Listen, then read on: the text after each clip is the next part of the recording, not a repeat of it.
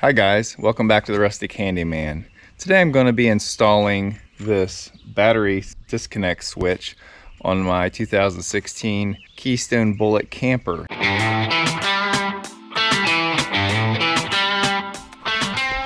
The way it's set up right now is this battery is always connected to the camper, so if it's not plugged into an outlet, it's draining the battery until it's dead. There's no way to disconnect it from the camper. So I don't like that. I mean, typically we keep it plugged in when we're home, but sometimes you just don't have access to a plug, and I don't want my battery to be dead if I need to like move the slide out in and out or something like that. So I'm going to be installing this disconnect switch I got off Amazon, and I got to decide where I want to put it. I could put it on the side of the battery box, or I could mount it somewhere else. So this is what you get. This thing was only like 13 bucks. It has some instructions. Comes with a pack of 4 screws. I think they're stainless steel. And then the switch itself. And if you've never seen these, the back comes off. And then that's where you connect your line. You can either hook it up to the positive or the negative, and there's opinions on both. But you can run the lines in from any direction. These little clips come out the side. I'm probably going to install mine on the negative side. I got to see what my options are. So I know right off the bat, one thing I'm going to have to get is a wire to go from the battery to the switch, or the switch to my ground, because I got a wire coming out of the back here. Let me show you. My negative comes off the battery here, and it runs to this connection point here where it grounds to the frame of the camper. But I'm gonna have to have a wire that goes to the switch and then to the ground. So I gotta pick up another wire real quick.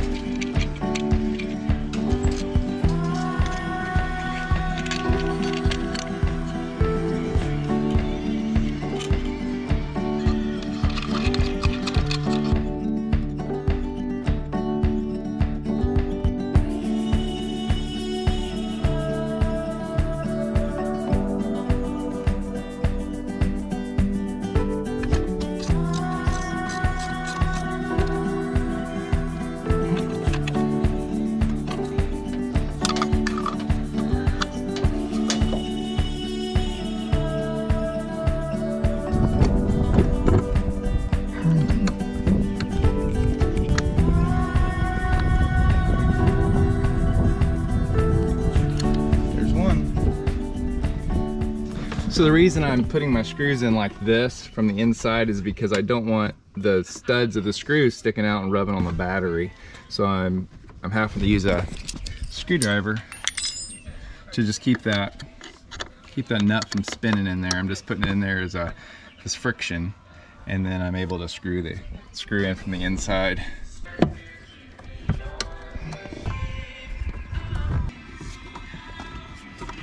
The hardest part of getting these screws going through these lock nuts is the first part where it's cutting the initial threads.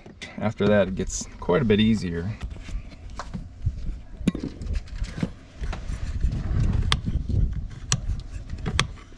Very nice.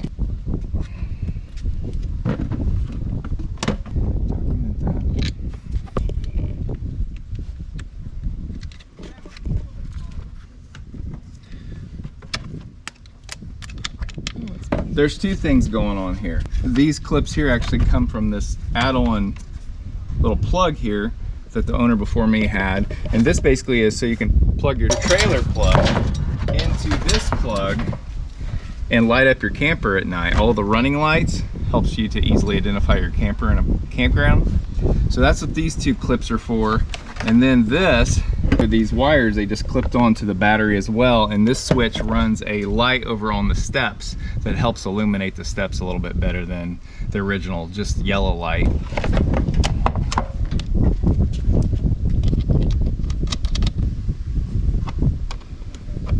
Alright guys, this is my final arrangement after messing with the wires and getting them in the right position. This is what I got. I got my ground coming off of here to the box, to the switch, and then from the switch going over to my negative battery terminal, and all my positives hooked back up, and then this extra add-on switch clipped on there like it was when I got it, and then we're just gonna close it up.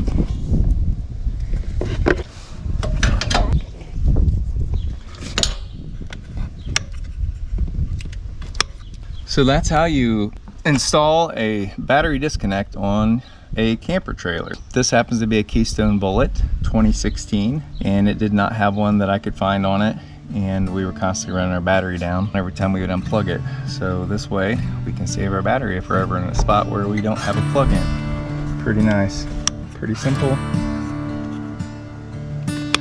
pretty cheap. That's all I got for today, guys. Good luck with all your projects.